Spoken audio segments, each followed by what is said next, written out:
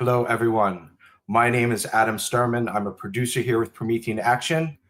Welcome to Promethean Action's live question and answer show. Today, I am joined with Barbara Boyd, and I have Mike Stager. Today, we have Mike Stager of Promethean Action filling in for Susan Kokinda, who I believe is traveling at the moment.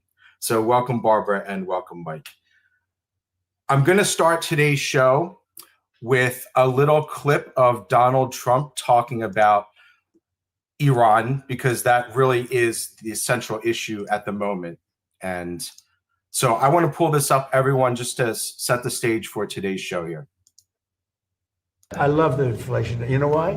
Because as soon as this war is over, you know, I can say it now, something you didn't know. Do you know we've been taking out millions of barrels of oil? Nobody knows it. You know who doesn't know about it? Iran, until right now.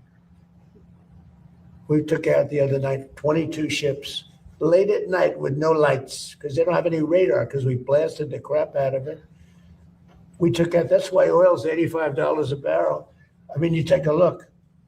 Remember when I did this, I said, look, the one bad thing will be we hit the best economy we've ever hit. And I said to my people, I had Scott, I had Howard, I had Pete. Okay, and then I want to play this section here when he talks about Venezuela. We have paid for that war many, many times over. We first stopped off at Venezuela, by the way, and we have paid for that war many, many times over. And we have great relationships with the people of Venezuela. We get along with them great. It was a great success. It was a one-day war. It was really, to be exact, 48 minutes of fury, and it was over. And Venezuela is doing great. Relationships with the people are great.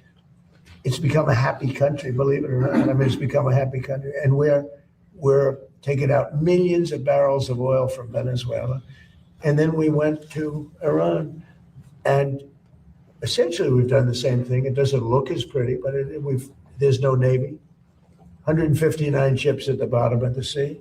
There's no Air Force. All of their planes are blown up. Most of their drones are gone. Most of their drone-making ability is gone. Most of their missiles are gone. All of their leadership is gone, so they replaced it. All of that leadership is gone, so they replaced it. All right, and then the president took to Truth Social shortly after the statement, because obviously that made a huge splash with an additional splash. Last month, I directed our great U.S. military to execute a secret mission to support oil tankers and other commercial ships through the Strait of Hormuz last month. So yesterday afternoon, the president announced that for the last month, apparently according to this, today I'm pleased to announce that this effort has resulted in more than 100 million barrels of oil making its way through the strait and into the open market. More than 200 commercial ships have safely traveled through the strait. Can you imagine that? So for the last month, we've been secretly escorting tankers through the Strait of Hormuz. Wow. Wow. This wildly successful effort is because the United States of America controls the Strait of Hormuz, not Iran. Their military is defeated and their economy is lost. It's over for Iran. Thank you for your attention to this matter. But that's not it. That's not it. He continued. The United States will be hitting Iran and other forms of defense together with most of its offensive capabilities are gone. So he's hitting. So this is the retaliation. So now he's describing, because they shot down the Apache helicopter earlier in the week. So this is the beginning of the retaliatory measures. The United States will be hitting Iran very hard tonight. At some point in the not too distant future, we will be taking Karg Island and other infrastructure points and assume total control of their oil and gas markets, much like we have with Venezuela. which is working out brilliantly for Venezuela and the United States. Thank you for your attention to this matter. Wow. So he announced in the last 24 hours, he announced that we've been doing this secret shipping things, secret shipping arrangements, escorting oil tankers out of the strait in secrecy. Now he's announcing that the plan is to take Karg Island and to probably set up some kind of relationship that we're currently doing with Venezuela. So that's very interesting, but that's not all. This morning we got the icing on the cake. We got the icing on the cake. So this was literally posted really just a few minutes before we went live here. Let's see. Yeah, this was last night. This was last night. Okay. No other president has been more committed to both rebuilding our great nation, military, and saving our great country. And now is the time to make it happen for generations to come.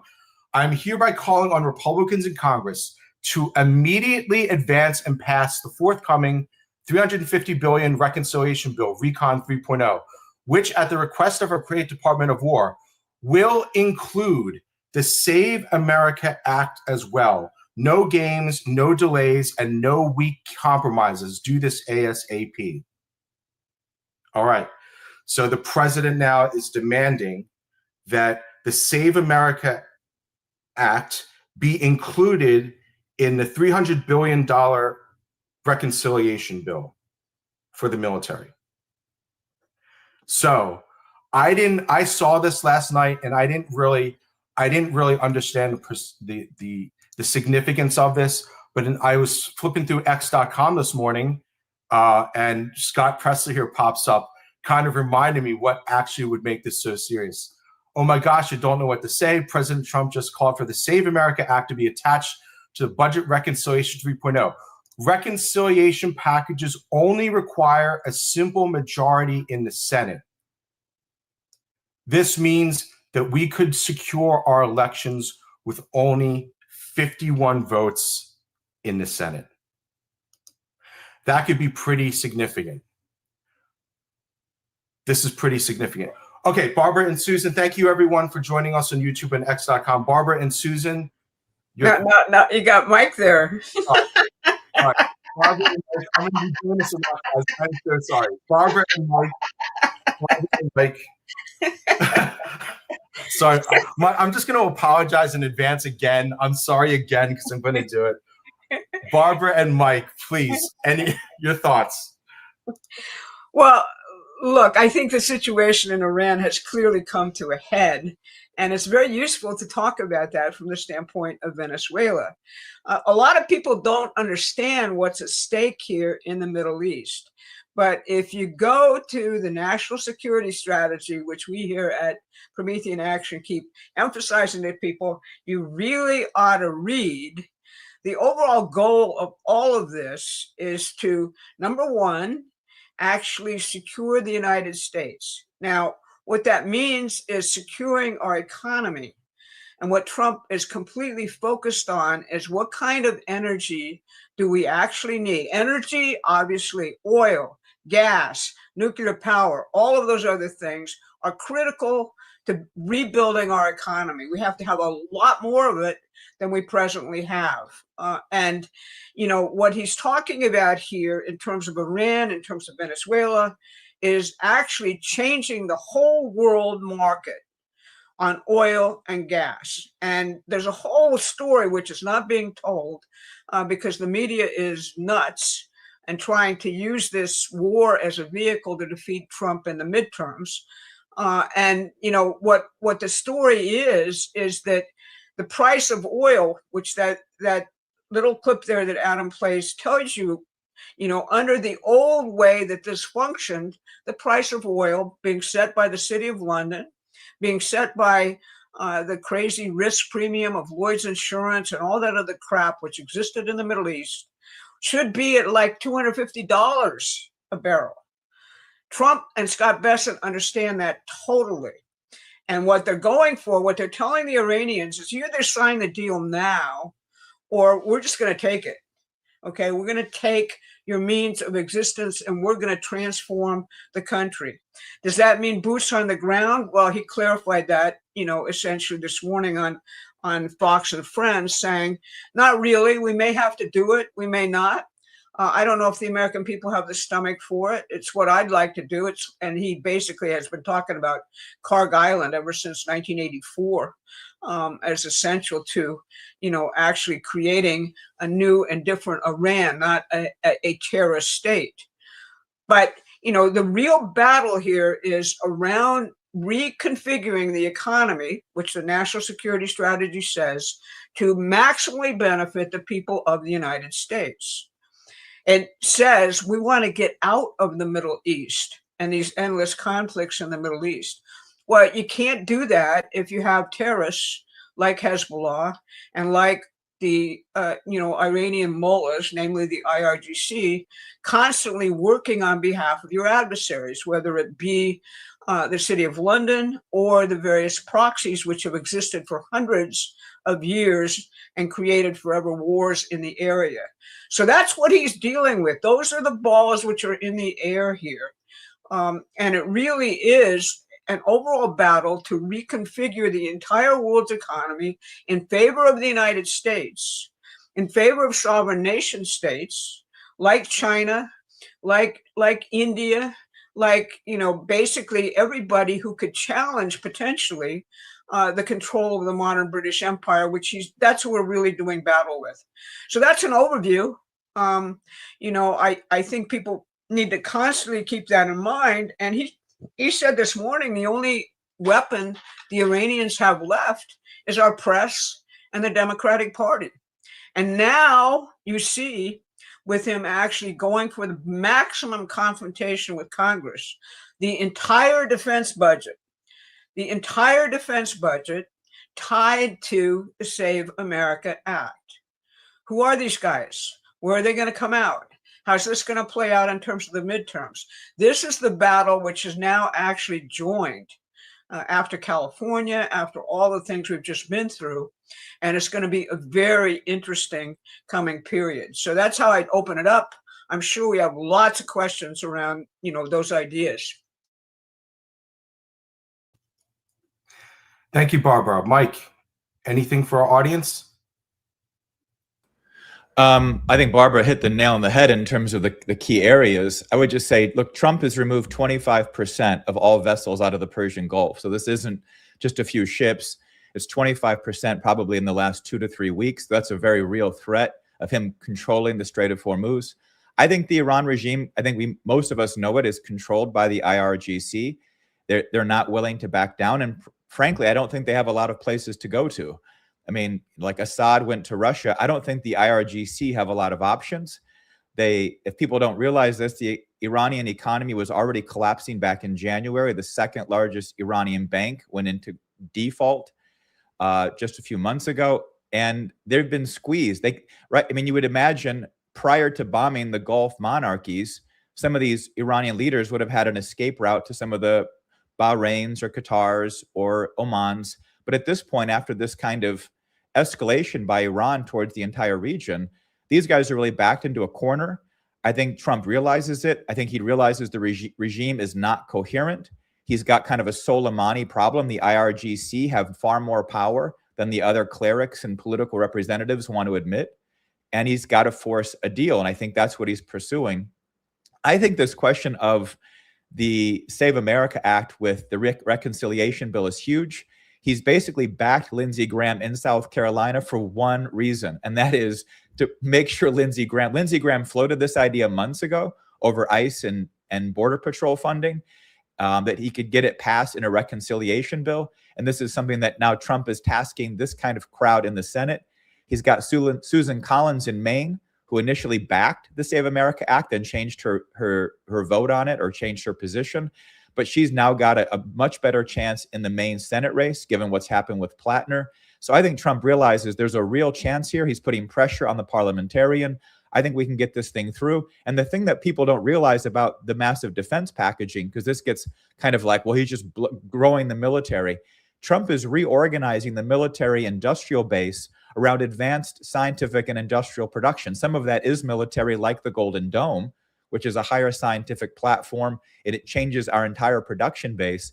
But he's also pulled in things through the Defense Production Act, General Electric, General Motors, Ford. He's got the Department of War involved in helping to fund and back up some of this nuclear power plant production. We've got 10 nuclear power plants right now already under contract and purchase orders from the Department of Energy, the Department of Commerce, the Department of War. So this expanded military budget is also to increase the kind of industrial base, the infrastructure, the nuclear energy base inside the United States. So it's a far more robust reconstruction of the United States than it is just a big spending package for Raytheon. Thank you. I think I'm going to break profile a little bit. Let's jump to this first question, because I think that it's something, this question has been being asked more and more, and I made sure this question was included today. So we're just talking about it. Why has Trump endorsed Lindsey Graham? Thank you, Barbara, for your question. Not Barbara, but a viewer, Barbara. Thank you, viewer, Barbara. So why has Trump endorsed Lindsey Graham? Is it to get this new reconciliation bill passed? Lindsey Graham is the chair of the Budget Committee in the Senate. And that's the one thing that's important to know. He's obviously, from my standpoint, personally, completely obnoxious on war and peace. Obviously, we don't like most of what he says about that. And we don't like his constant appearances on Fox and, making everybody sick to their stomachs. All right. But he's the chair of the Budget Committee in the Senate, and you need to understand that. And he basically, when Trump congratulated him on winning his primary, Trump wrote to him, now Lindsey can spend all his time completely focused on passing the Save America Act. All right. That's how politics, quite frankly, is done, which people need to get a handle on. All right. In other words, you can profile all this stuff. Susan Kokinda keeps talking about it, about the difference between nouns and verbs. All right. The big schematics you can actually do. Yeah, Graham gets his money from AIPAC. He's totally into Israel. He's all these things. He actually gets substantial money from Ukraine. That explains his crazy position on that war. But at the same time, the hold that the president has on him is essentially this. I gave you your primary. I could have come in and actually run somebody against you, given how the population actually feels about you, Lindsey, down there in South Carolina. All right. I didn't. Now you owe me something. All right. And Graham does realize that. Okay. Now he's got to use his his seniority and his power to actually get this thing passed. And that's the test which Trump actually has for him. So that's a long answer to your question, but this is power politics. And a lot of people who, are sort of, constantly on the internet and watching how these things are played on the internet don't understand this aspect of how politics actually work at this point in time, and how saving the country has to work. We are going to take a lot of unseemly characters and turn them to our advantage, which is the big game the president is playing every single hour. Thank you, Barbara. And just for a little bit of backstory, if you're just joining us now, last night Trump announced that he would be he's demanding that Republicans in Congress immediately advance and pass the forthcoming $350 billion reconciliation bill, which includes the Save America Act as well. So he's trying to take both of these two lightning topics, merge them into one, and try to get them to the Senate. And we have other people commenting. Scott Presser is reminding me that you only need 51 votes to pass a reconciliation bill in the Senate, which makes it, because that was a problem with the Save America Act. They had to pass it with a greater than 51% victory. All right. Thank you, Barbara. Thank you, everyone, for joining us on X.com and on the YouTube chat. Guys, I know we're going to get trolls in the chat. I put him on a timeout. So everyone, you can also just block them if you want. I try not to do it unless I really have to. Please, if you've been enjoying our stream so far, please drop us a like on YouTube and on X.com. Please give us a share. Let me hit the super chats. We have some of our friends here joining us every week. Thank you, Paul, for joining us. Melody, thank you so much for being here from the very beginning. And Mother of Pearl, thank you for joining us again. I remember last week. Happy Thursday, best time of the week. Love the show. And we love having you here. Thank you so much. Murray, I'm sorry I can't pull up your super sticker. Thank you very much for joining us. Please make sure you're subscribed to our channel. And we also have a free newsletter, everyone. The link is in the description. You can either do the daily subscription or the weekly. I have a weekly newsletter email. I have a daily newsletter email. The link for those emails is in the description. They're completely free. So thank you, Murray, for joining us. And David Gray. Okay, we're going to start off our audience questions here. Please pick financial market panic linked to Carg Island. Cali votes, have they given Trump the evidence he needs? Zelensky meets the king. Drone attacks on Romania. Russia hoax, net closing, dominoes about to fall. So to get our audience question started today, Mike, Barbara, let's pick a topic. Barbara, you want to go first? You want to choose your Yeah, I'll take the easy one. The financial market panic, it's linked to Carg Island. Because now people in the financial markets are saying, oh, he's going to put boots on the ground and that's what's going to happen and this, that, and the other. And, it's what the president calls all the time the panicants, okay, who don't actually see how you use leverage to make deals. And, what he's telling the Iranians through Carg Island is, I could walk in and take you over right now. In fact, the current bombing campaign will create the basis for doing that without boots on the ground. That's what he's actually telling them. The financial markets panic because in many respects, they're driven by, all sorts of algorithms which say war is bad, collapse everything, etc. They're not even in reality. They're just algorithms working on past things. And we're in a situation, a dynamic, which is brand new. Brand new. I want to emphasize that. Okay. And the market constantly is adapting to Trump, to what's actually happening. Okay. It should have blown out if you believe the old algorithms by now. It didn't. Why? Because basically you got Scott Bessent there who knows how this thing works in detail. And he's the Treasury Secretary.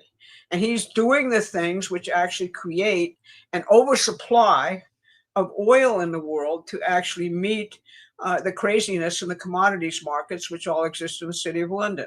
So they figure, people who say there was no plan here have their heads up, where.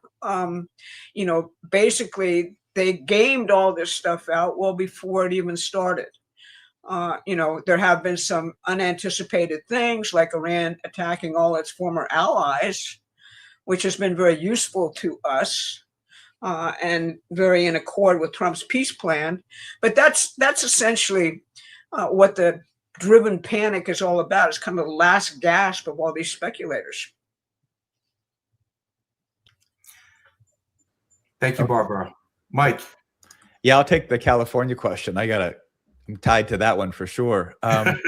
This is like reopening the wound. It'd be like the state of New York mandating that to enter any restaurant into New York City, you'd be mandated to take some pharmaceutical product. I mean, it just opens up people's outrage over what has been happening over the last series of elections, especially since COVID. And I think that it's the kind of Pyrrhic victory. It's massive overreach. And I think it's been fuel to the fire to pass this Save America Act. It's exactly what was needed to bring people like Collins and others who are holdouts over, because I saw it on X. Ro Khanna, one of the congressmen from the Bay Area, Democrat, thinks he might run for president, saying that he even has a friend in Los Angeles who's ending his Democratic Party registration because Spencer Pratt won the vote. So, at least came in second. So I think that there is massive blowback because it's just not a trustworthy process. Everyone knows it. It's like if you want to just make people feel secure, then run something that people know you can't just steal the election with massive ballots coming in at the end. And I voted in California in that COVID context, and it is outrageous. There could be no trust. You can have no confidence in the election whatsoever. So I think we've got a very good chance of mobilizing the American people around this kind of election integrity, the Save America Act. And it's kind of the penance that people like Lindsey Graham should do for the kinds of reckless policies they've been pushing, is to now actually help us secure one of our most important sacred institutions, which is a fair and free election in the United States. So I think it's a big deal. Thank you, Mike. And thank you, David, for joining us again this week and for sending in your excellent selection of questions. So thank you very much, brother. Okay, we have somebody by the name of Promethean Poetry from Canada who says, the Sinn Féin Republicans told people not to join the Belfast uprising, the antithesis of republicanism. Are they another British color revolution? Mike, Barbara, your thoughts? It's very hard to tell. I mean, you're asking the right kinds of questions when it comes to British politics, because if you think there's like shadow play going on here behind the scenes where you can't actually see what's really going on in terms of who's who and who's pulling the levers of power, that ain't nothing compared to what goes on in Britain and the city of London. You get counter gang after counter gang after counter gang. You get plays upon politics from all sides.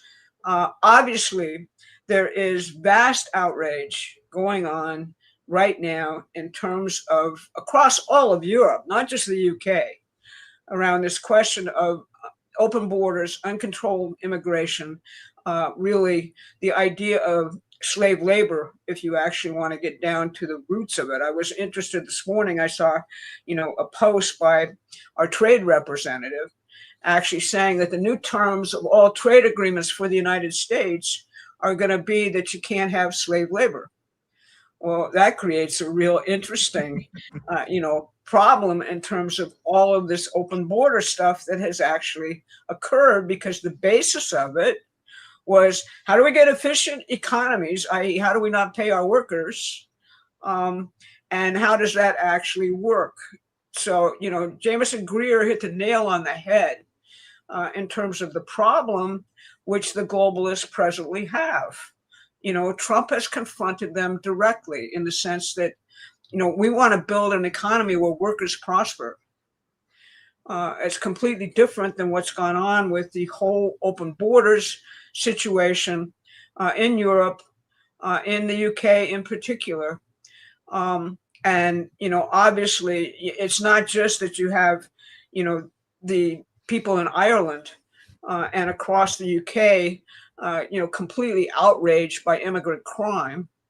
But, all of the populist parties, so-called, who the globalists have spent years trying to decertify, put in jail, prosecute for thought crimes, are actually leading in every major European country, from Germany to France to, the UK itself. So that's the dynamic. Do I know what the Sinn Féin Republicans are actually doing and what that's about in terms of all of this? I don't, because, it's terribly hard for me to assess any country's politics from afar. And in particular, the UK's politics. How Starmer comes out of this, how the king himself comes out of this, is really an open question.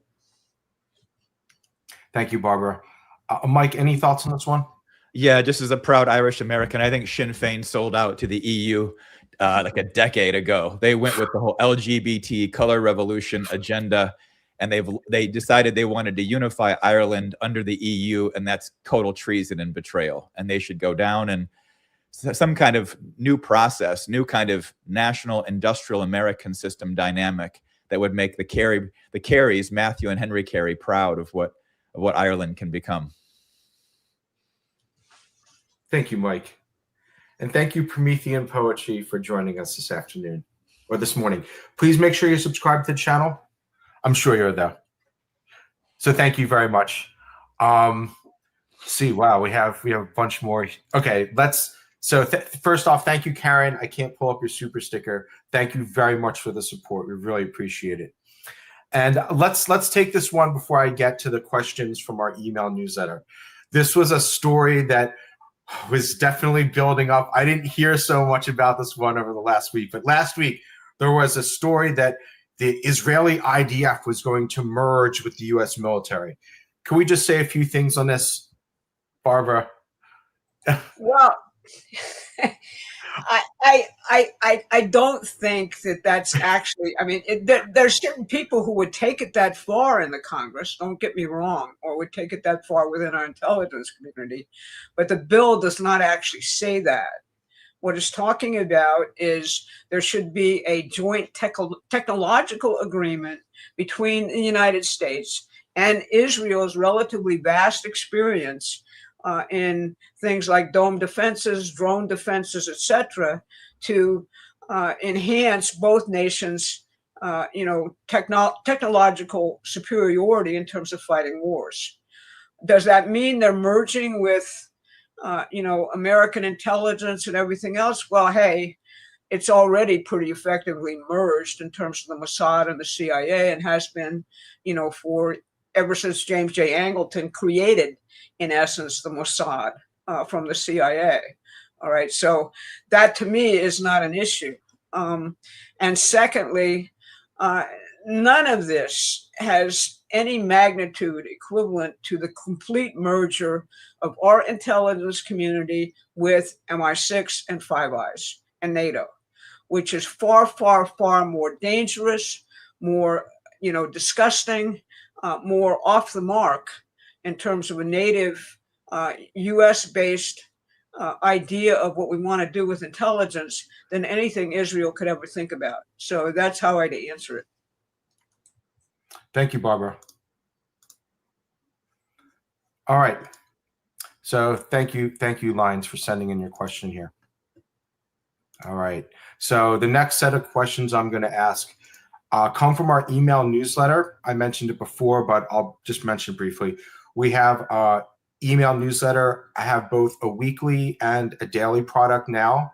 The link to get our free newsletter is in the description. I should also say, if you've been watching our content and like what we have to say and want to support us, then also you can get our newsletter. You'll be presented with an option to contribute $10 a month.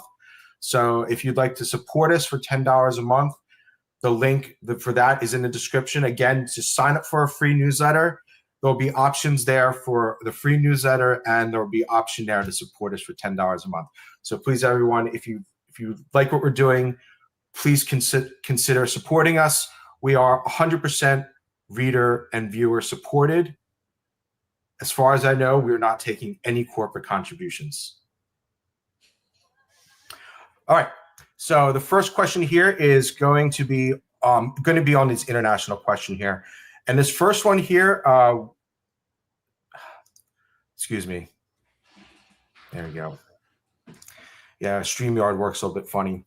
Okay, so the first one here is on a double standard. So thank you, Maurice, for sending this in. Russia, China, USA, France, UK, and most probably Israel have nuclear weapons. Even North Korea has nuclear weapons. Few make fuss about that. So why the war against Iran for having nuclear weapons? Are the Brits and Israel in cahoots when it serves their purpose? North Korea is much more of a rogue state than Iran ever was. Thank you, Maurice, for your question. Barbara and Mike, your thoughts. Well, I'll take an initial dive, and then Mike can add to it. First of all, you have to understand that President Trump is trying to denuclearize the world. That's his overall stance. That has been his stance forever. And he's not really happy about the buildups across the world of any nuclear weapons. That's why we have the idea of the Iron Dome defense, which we're actually building, which will stop incoming nuclear weapons from coming into the United States and change the entire nature of warfare. Why Iran? Well, Iran is a terrorist state. It's not controlled in any sense by anybody. North Korea, you'd have a hard time convincing me that North Korea is not controlled by China. And that way of playing things in terms of North Korea is not really a play by China. And what the president is trying to do is get the largest nuclear powers first, to wit, China, Russia, and the United States, to start denuclearizing in toto.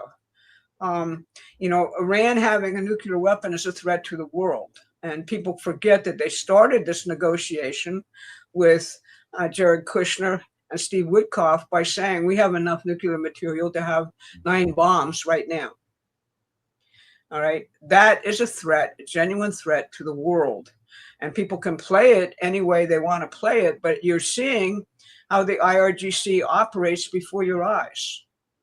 It's been that way for a very, very long time. There is no terrorist operation in the world which doesn't benefit some state in some fundamental way. They're not independent, okay? And most of what the IRGC is and everything else comes from the City of London's long-time control of every single terrorist operation in the Middle East, be they Shiite or be they Sunni. Trump stopped that with his visit to Saudi Arabia at the very beginning of his first term, saying the United States is out of this game, period. All right. And that in part is really the long history of what this is really all about. Thank you, Barbara. It's funny. I never really fully got that. I didn't think about that China angle, North Korea being somewhat of an extension of China in the international politics. So thank you for that. Mike, any thoughts on this one here? Northeast Asia is not the Middle East. The Middle East is the cockpit for escalated war on a global scale. Iran was set up as part of that agenda. We've documented this, Bernard Lewis, Brzezinski.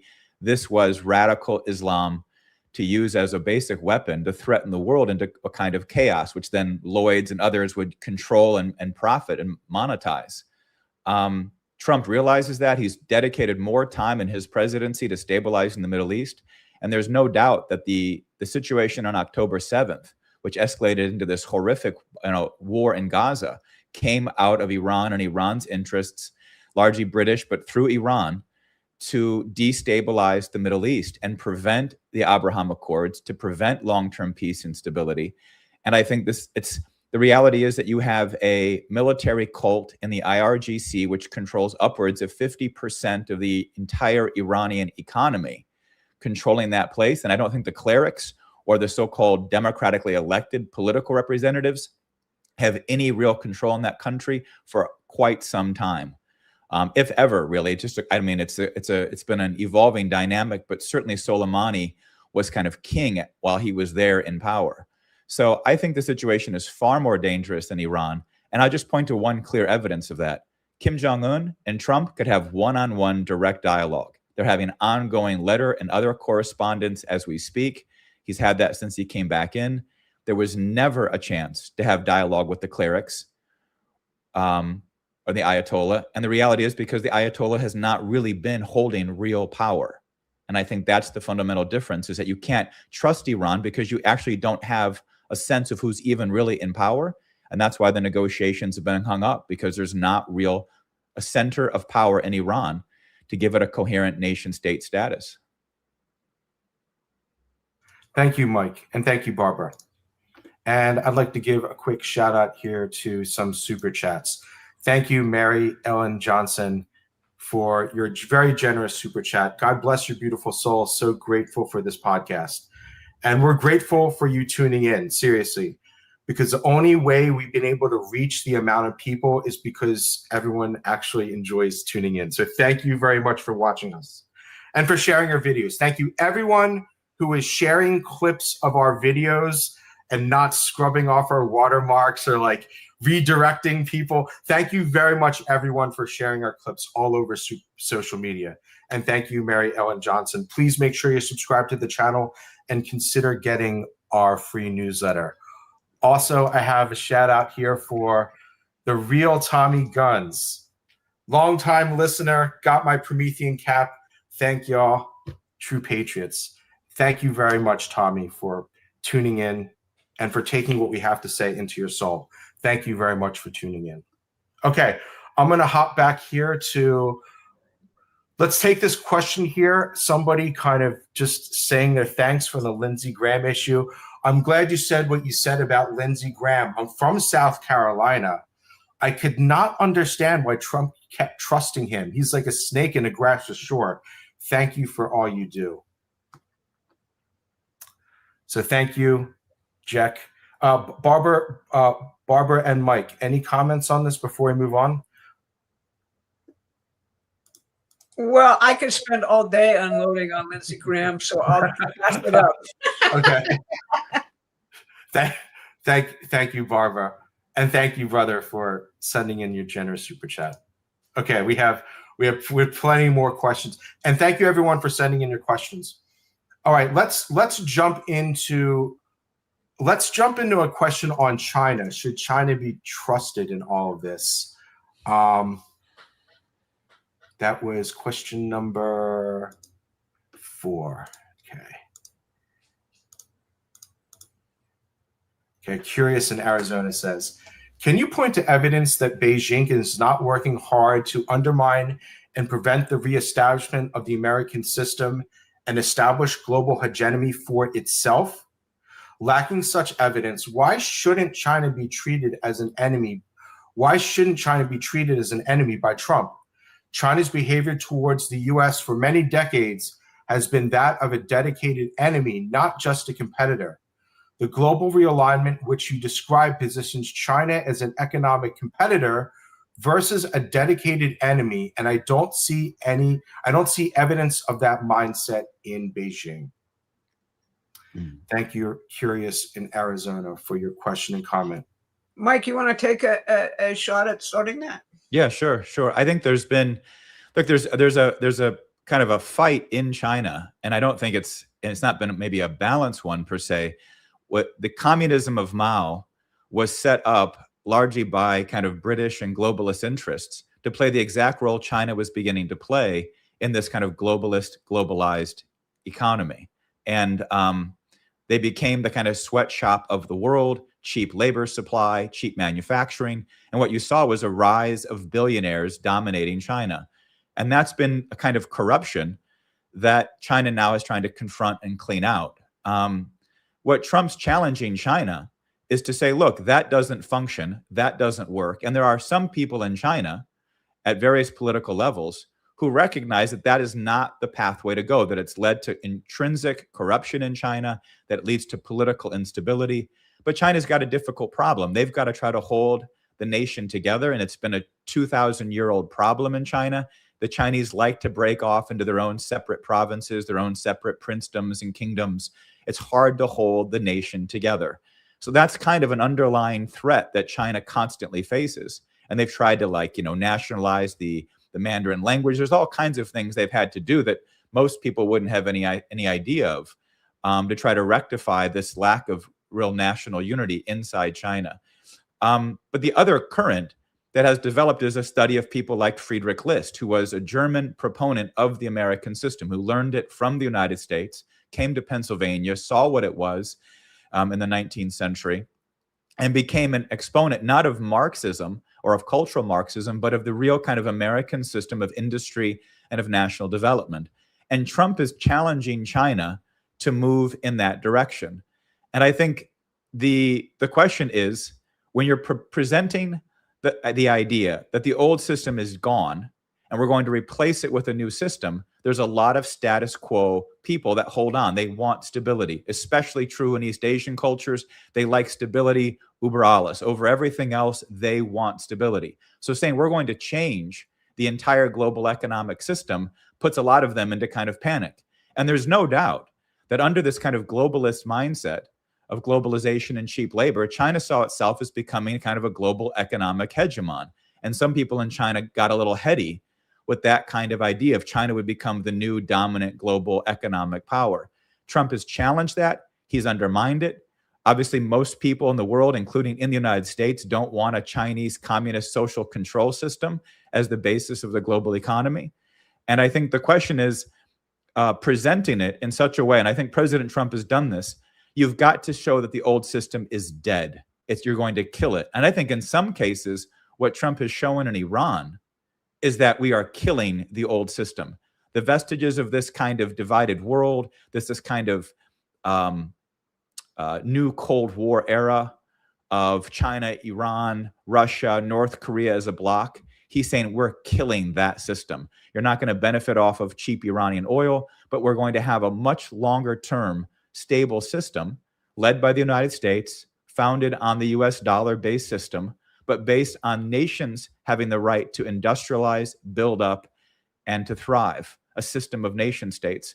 And I think there are some in China, I think probably this is the dialogue President Trump is having with Chairman Xi, that this is where he's taking the world, and that Chairman Xi is well aware that that would be best long-term from China, because it really doesn't have the ability to play the role of a global economic hegemon. That's just kind of British imperial thinking that it's made its way into China through various aspects, including Mao's communism and Maoism. So I think that's the presentation Trump is making, and I think he's got to be forceful, because if you don't kill the old system, it's very difficult for people holding on to the status quo to ever leave it and jump into the new one. Yeah, I would just add that China was essentially manipulated, based on the WTO, this whole idea of globalization, to become in many ways the sweatshop of the world. That's not really what any nation wants to be, and that's essentially what Trump is telling them at this point. And looking at the United States, what did they see under Biden? What did they see under this whole Obama type of globalization? They saw the British Empire as essentially having taken over our country, which from the standpoint of anybody trying to operate in the world and having a history with the British Empire, which China certainly does, just take a look at the Opium Wars, for example, would be a completely terrifying prospect. So what has Trump done? Well, he's done a lot. Okay, he's basically worked to get them out of our hemisphere, which they had, come into in most of Ibero-America on kind of the false promise of the Belt and Road, which was really quite an advantageous situation for them. So, all of this stuff in Cuba and Venezuela, the Panama Canal, all of these things, he's saying to Xi Jinping, the Western Hemisphere is ours in terms of developing it. You'll see that in Latin America over and over and over again with the recent elections, which have turned away from communism and turned away from people pushing this leftist agenda and pushing with it the drug trade as essentially the role of Latin America in the world. So it's this big strategic realignment which Trump is doing, which is going to determine our relationship to China. And, Steve Bannon and others who continue to insist that we have to go to war with China are not understanding what the president is actually doing. And that's where I leave the, Mike is quite right. There's a whole American tradition there, including with Sun Yat-sen, which Trump is drawing on to actually pull the world into our orbit rather than the crazy British. Thank you very much, Barbara, and thank you, Mike. And thank you thank you everyone in the YouTube chat. Funny, I had to block the other person. I put him on timeout, only a 24-hour timeout. I didn't like ban him. I had to block a troll. So, but thank you everyone in the chat, especially our long-standing viewers who actually want to have constructive chat. I really appreciate the people who want to talk about constructive things in the chat and not just spam all kinds of garbage that they do. All right. What should be the next question here? Let's go ahead and take a look at the super chats here. Okay. Yes, we have some excellent ones. First, I'd like to say thank you, Suzanne, for joining us again and for the very generous super chat. Thank you all again for all you do to get the truth out to the American people. Thank you for joining us.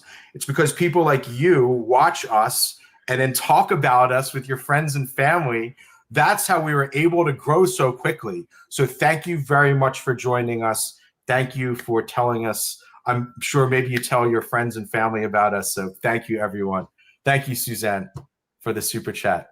And then here's one from Cool Roy, which I think is actually a much more important question than people realize. Would you agree that playing the hate and blame game is one of the greatest forms of self-oppression and government oppression on earth? Before I open it up, let me just say yes. And the way that people describe it sometimes is the victim mentality. Become victimized by some other group or some other ideology, some other identity. Barbara and Mike, your thoughts on this super chat here. I think this is a good one. Mike's pointing to me, so I'll start. Okay. Aristotle and Carl Schmitt, the German legal theorist and Nazi, basically had this idea that you don't know who you are unless you have an enemy. In other words, you define yourself by your enemy, by something terribly negative. And you don't define really who you are, what your mission is here on this earth, and what reality actually is in terms of how you deal with it. That is human. What Carl Schmitt and Aristotle believed is bestial, because you end up in a cycle of endless wars out of all of that, and kind of tribal,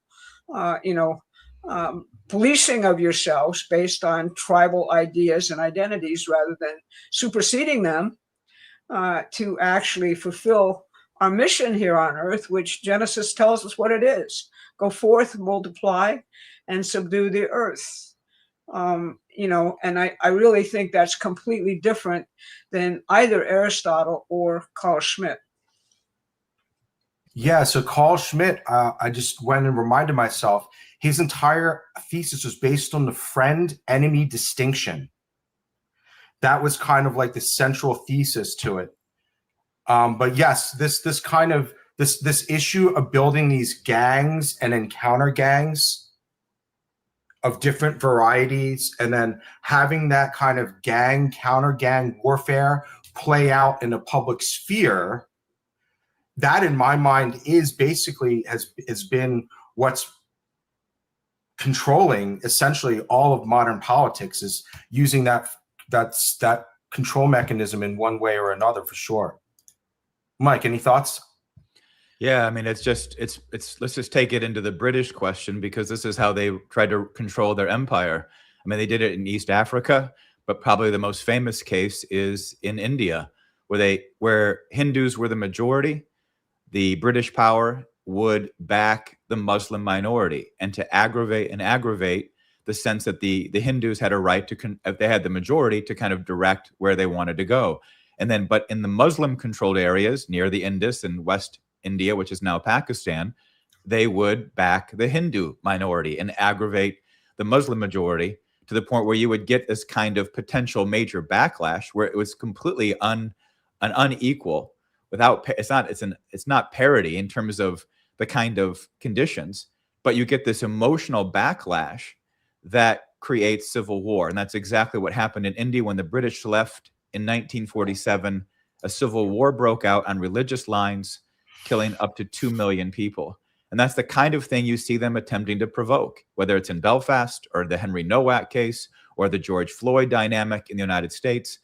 They're trying to create and instigate this kind of reaction. And certainly the problem is and you can see this if you go to X, because it's so visceral, so guttural, that it dominates a lot of the social media discussion. So that's kind of why on Promethean Action, we focus on unifying the country. Our strength is unity and orienting towards the redevelopment of the nation, to rebuilding it. Just like you want to unify the church as an ecumenical mission, as a good Christian, you want to unify the nation towards a mission of industrial and scientific advancement. But you've got to enforce the crimes. You've got to enforce the problems, whether they're street crimes or the fraud, whoever it is, regardless of background, immigration, or race. You've got to enforce the crimes, but you've got to also have a clear vision and mission for rebuilding the country. Where are we going as a future? Because that's how you get buy-in. You can kill the old system, but you better have a viable new system in place if you're going to actually save your country and civilization. And I think that's our core question here. Thank you, Mike. Thank you, Barbara. And also thank you, Cool Roy, for sending in your question.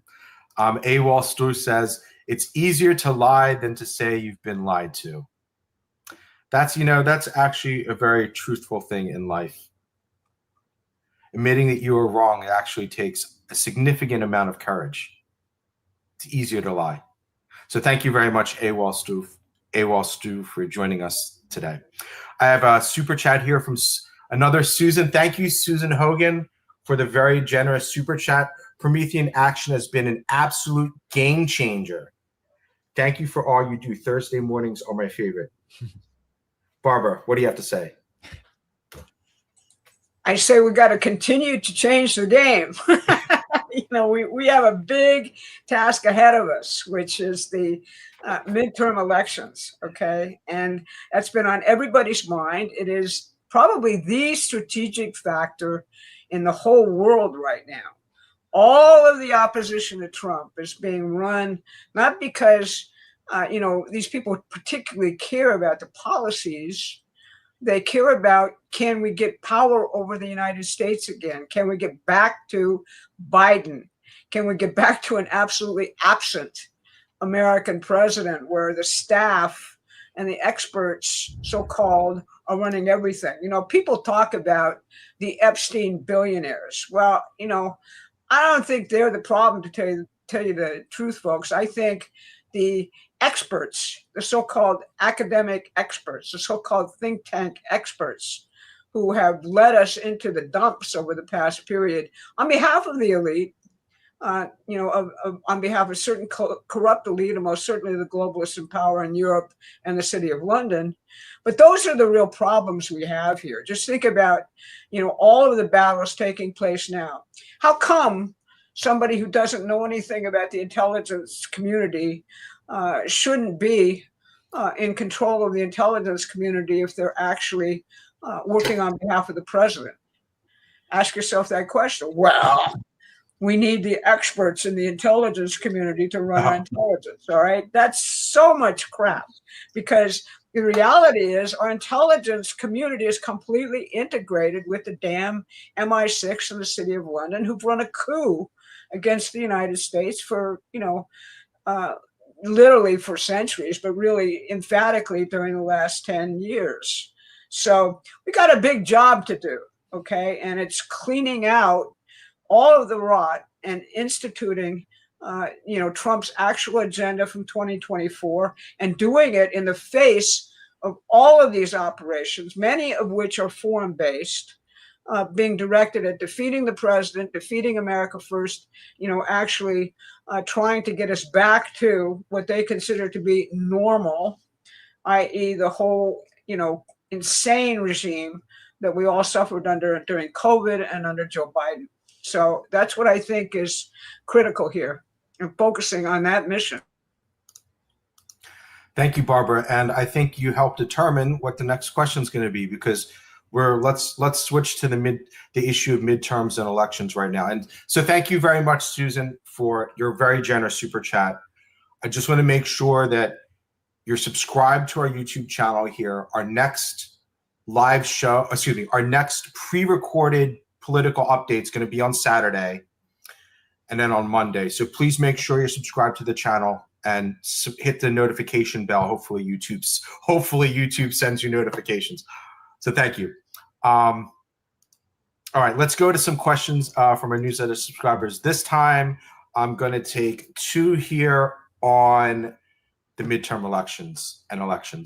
So Alexander says, first of all, to the team, thank you for reading and answering my question last week. Please, while looking back over the last 2 centuries and a half, coming up on our country's semi-quincentennial, when one looks at this history, how is it possible that it is not generally understood that we have been a captured people, propagandized and used? That being understood, with our Congress working against the people, they seemingly starting to realize that we the people are onto them. And in face of the obvious cheating in California, how are we going to ensure any semblance of fairness in the midterms? Thank you, Alexander. Yeah, the Spencer Pratt that thing was so crazy.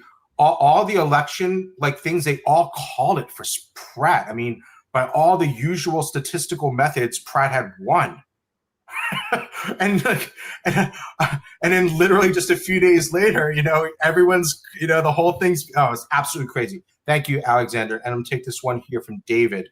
How does the country overcome the cheating that happens in our elections? If one country or one state cheats, it cheats us all. It seems that 50% of the country wants to cheat and 50% wants accountability. It doesn't seem like there is accountability. I watched the 2020 elections, and there was a lot of states that were cheating, Virginia being one of them. Mark Warner received a lot of Delta votes late in the night. How did we go and do a forensic audit of the 2020 and 2022 and 2024 elections? There is so much cheating. The cheating really became apparent when Hillary Clinton cheated Bernie Sanders out of the primary victory in Arizona in 2015 or 2016. What no one is addressing is that the cheating is not just for the president, but it's all the way down ballot, and that means judges, and that is where we are being thwarted. I would like to know your view on this. Thank you, David. This is on the minds of so many Americans in one way or another. Well, the Save America Act is where you start. Clearly, if you look at California and Spencer Pratt, what was that? It was mail-in voting.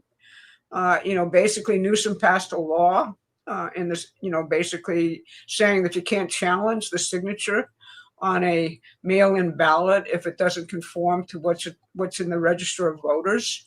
Then there's the whole question where, since 2018, way back when, Eric Holder, that wonderful former Attorney General of the United States for Barack Obama, was a consultant to California in terms of their election processing. And what did he do? Well, in California, if you're undocumented, as the Democrats like to say it, you can get what's called an AB driver's license, okay, which says right on it you cannot vote in federal elections. But what Holder had them do was to disconnect the system between the DMV and the Register of Voters, which actually told the Register of Voters who holds an AB license. So the fraud was completely written into how the election was conducted. All right, which makes the real culprits those who actually understood what they were doing here with mail-in ballots. And that, in essence, was also the center of the fraud in 2020. So you start with, that's the reason why you start with the Save America Act, all right, actually saying we have to know who's voting and that they're a citizen of the United States when they're voting. If you take that away, and you take away the fraud, which actually runs all these 501c3s, 501c4s that the Democratic Party has, which J.D. Vance's fraud task force is actually very focused on and going after, you begin to destroy the apparatus. But and there's one caveat which I always give to people when discussing this. It's very, very hard to prove vote fraud after it's happened. The reason is that you're on a very, very short timetable, which was the problem in 2020. It's always the problem in election fraud cases. In my past life, we actually almost overturned the 1976 election, which was won by Jimmy Carter. And we did it by actually using statistics, i.e. sending tons of people out to places where ballots were and proving that they were empty buildings, there was no one there was nothing behind the ballot, and then running a random sample, which is a way of giving evidence in court, showing that without proving every single vote was invalid, it actually proved that the fraud was pretty damn significant. And I think that's probably one of the last times anybody had a full-scale hearing in federal court for 3 weeks, and a judge came very close to actually overturning a presidential election. But it's really hard to do that. And, you're dealing here, who does this? Lawyers. That's who runs the Democratic Party, get out the vote operation. That's who covers it up. That's who's running the entire coup, is lawyers.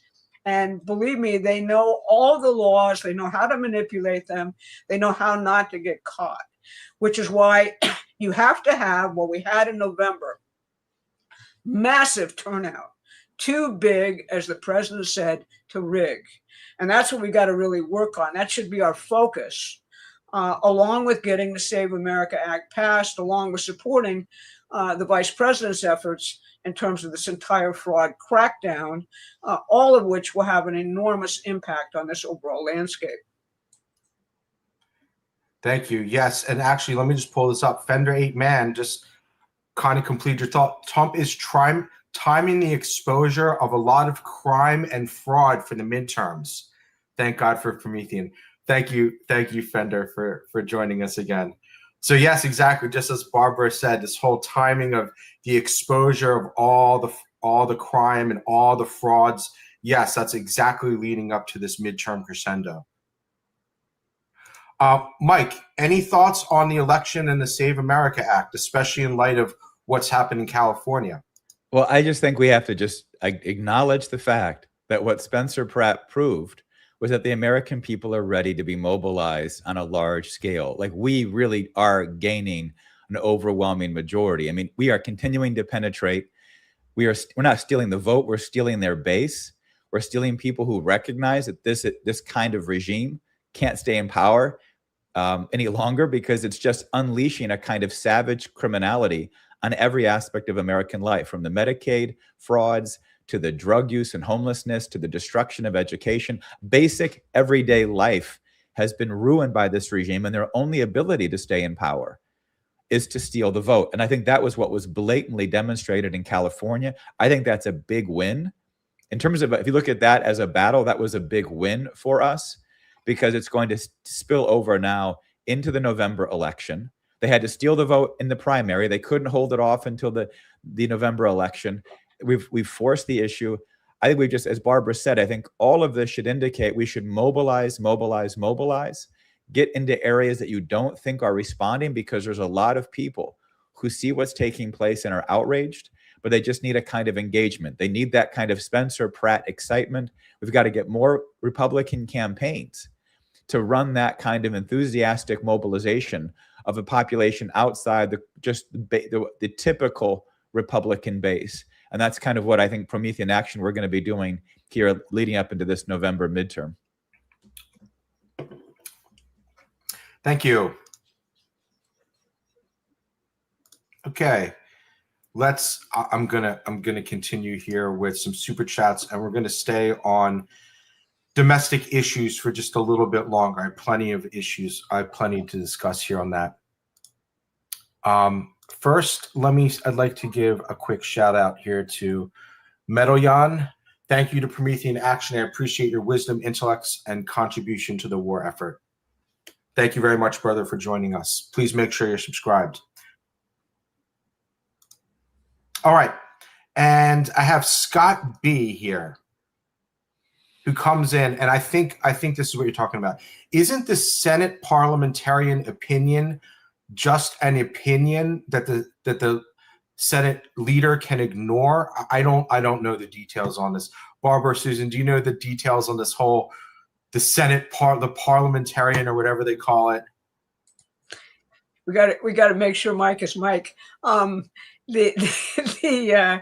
The parliamentarian issue is very simple. That the Senate parliamentarian under this crazy Mitch McConnell rule can actually determine whether or not a reconciliation bill passes muster under Senate rules. I don't think, basically you can just ignore it. The problem, that's why Trump is actually pushing to say, replace her. She's an Obama appointee. She has screwed us in many ways on all of these votes. I'm not sure that you can ignore her opinion, because the rules are the rules in terms of how Congress actually operates. I don't know what it would take in terms of a vote. Presumably, she might be able to be overruled by a vote, but I don't know. I haven't read the underlying rule or statute that actually establishes it, so I just don't know about that. I don't think right now you can ignore it. Otherwise, Trump wouldn't be pressing so hard to get rid of her. Thank you, Barbara. And I'm sorry again, Mike. I'm sorry in advance. Autopilot kicks in, right? So thank you, Barbara, and thank you, Scott, for your question. I simply don't know the details, but you could probably look it up. I just don't know the details about the Senate parliamentarian. Okay, let's go to another question that keeps popping up, continues to pop up. But the economics and the gas question as a whole. So the first one here is our friend Jerry from Alaska. So thank you, Jerry. Longtime supporter, gave us a huge kick in the butt when we were first starting out on YouTube. So thank you very much. When is $5 gas coming down?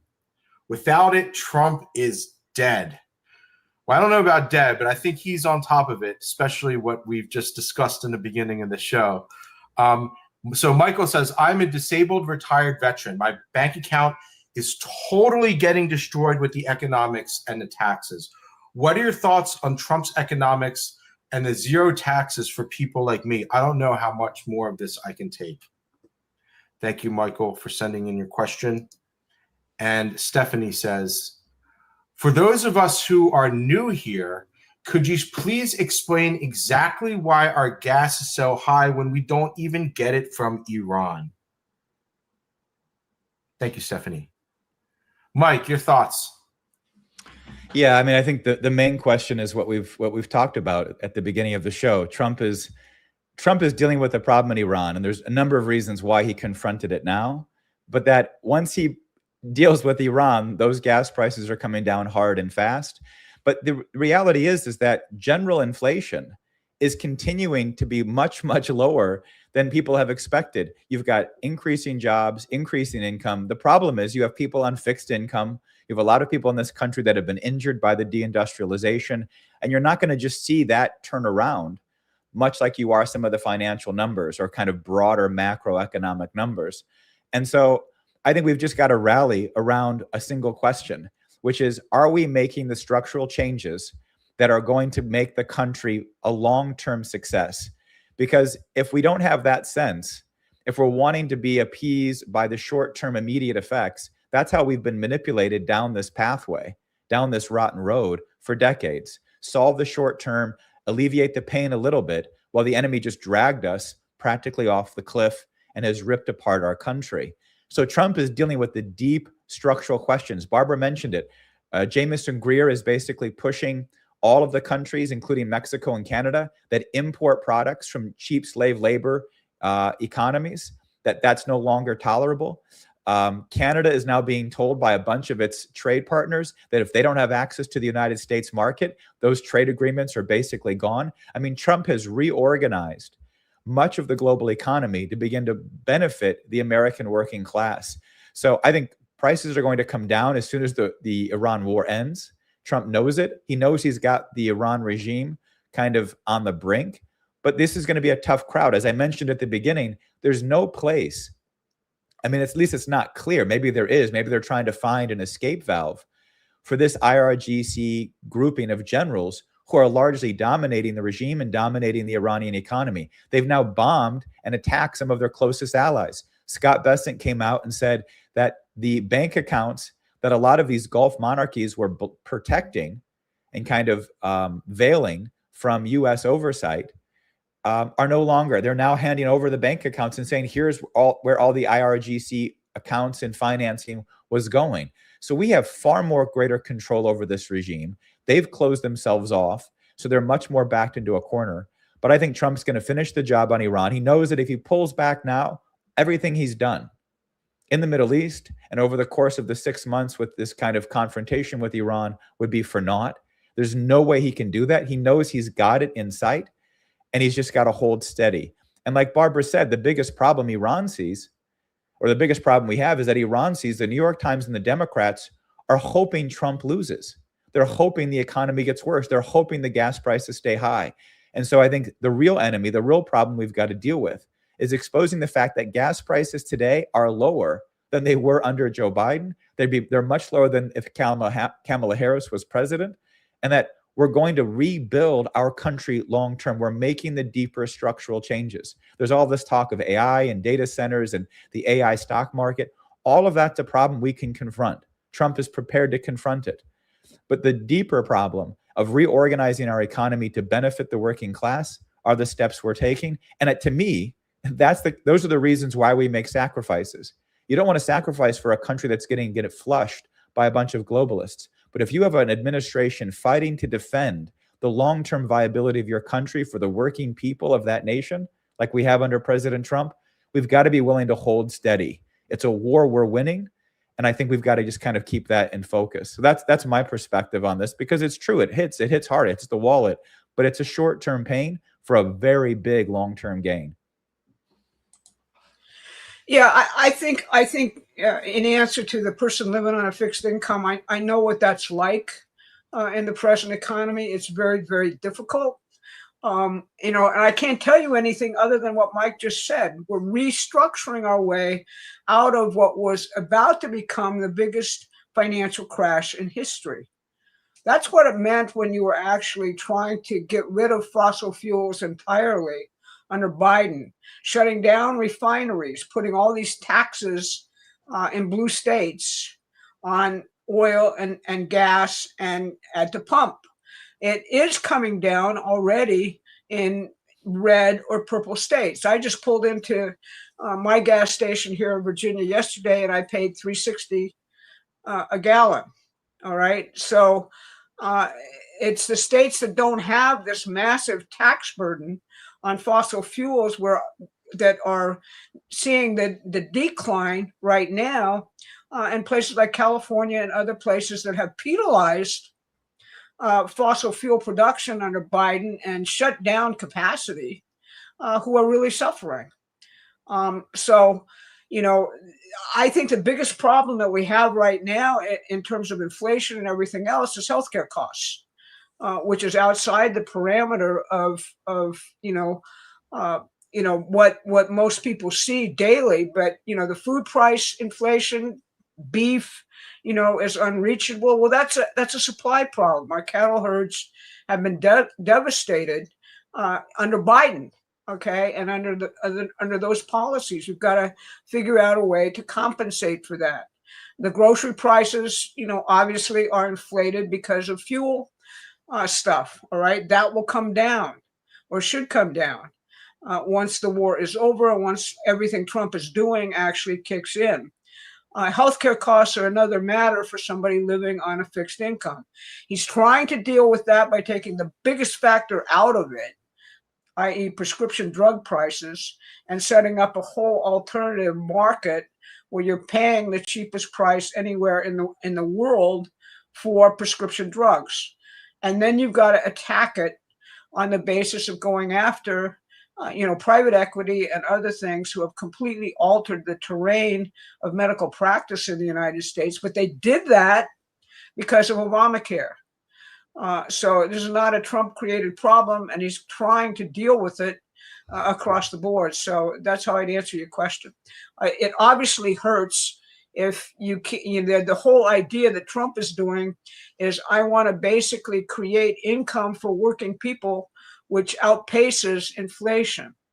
I want to create no taxes on Social Security ultimately. That was his idea. It was altered in the big, beautiful bill to, create taxes if you made a certain amount of money. But, that's the whole idea of what I think he's dealing with in all of his reforms on Medicare, Medicaid, and DHS under Bobby Kennedy. And it's something that is an area which we'll begin covering ahead of the midterms in much more depth. Thank you, Barbara. And thank you, Mike. And thank you to everyone tuning in our YouTube chat. Thank you, everyone, for joining us on x.com. Thank you for tuning in. I'm going to take a super chat here, which I think is a very good question. Thank you, Liz. Sorry, I'm not even going to try and mispronounce your name here. Why is California, and I think this goes for not just California, right? A lot of states have been doing this. Why is California allowed to pass state laws that are against the Constitution, such as being a sanctuary state and setting up things to allow California taxpayers to pay for illegal aliens' medical insurance, allowing illegal aliens to vote, etc.? Thank you very much for joining us, friend. Well, I'll begin with the fact that the judiciary is corrupt, particularly in California. They don't recognize in certain areas the supremacy clause of the United States Constitution, which in terms of the question of immigration, basically when a court is looking at this, they should recognize that what the law says is the national government sets immigration law, not the states, period.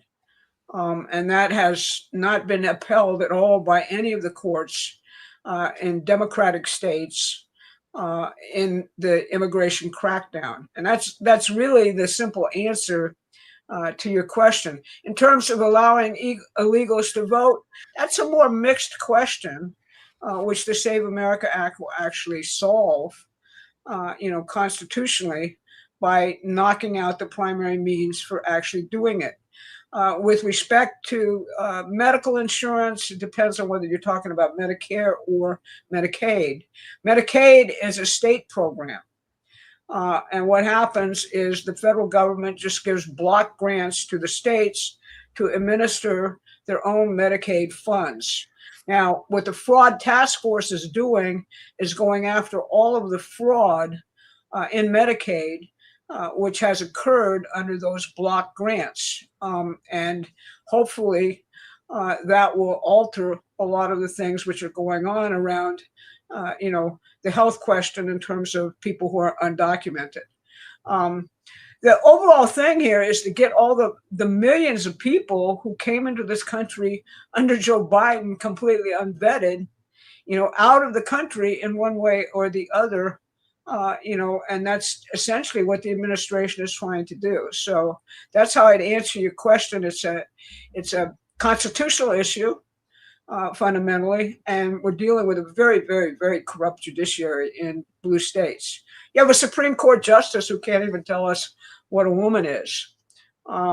So I think that sort of tells you something about the nature of blue state justice. Thank you, Barbara. Thank you, Mike. Any thoughts on this one? Oh, look, we've been run by a treasonous regime for decades. I mean, they've been tearing the country to pieces, and like Barbara said it, but the border has been opened. I mean, we went after this 1976 presidential campaign that Barbara is referencing. We went directly after California and how they were using illegal immigration in '76 to steal the vote. This has been going on for 50 years. This kind of racket and undermining our elections and undermining our labor wages. I mean, it's been a massive, massive campaign. And it really accelerated under Trump once he was elected in 2016, because he was threatening to shut it down. And so they just went for massive acceleration. They just did the same thing in California. the question of election integrity was on the table. What did they do? Blatantly steal the election in Los Angeles. So we've got a very, very criminal regime that's been running our country. We've got, since Trump is in there, we've got a chance. But let's be honest, we've got a compromised regime. It's in the courts, as Barbara said, and the judges. It's not like the Republican Party is fully coherent on Trump's agenda, but we are now making gains. The tide is starting to turn, and we've got to clean up this mess. And certainly Save America Act could just be a bombshell. It'll go to the courts. They'll try to fight it, but this thing could be really big.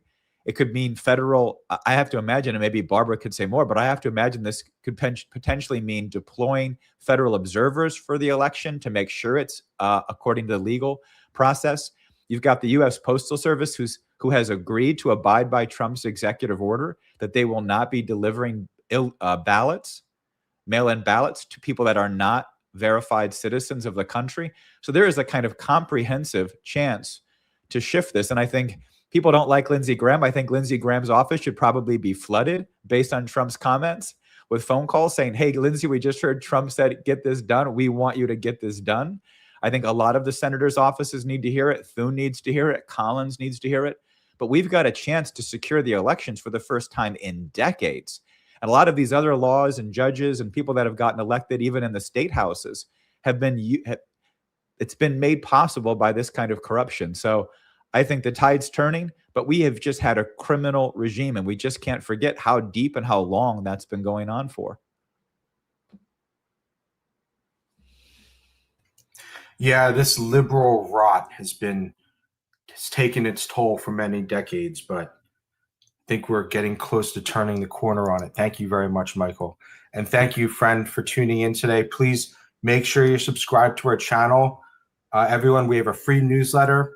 The link is in the description. We have a daily subscription. We have a weekly subscription.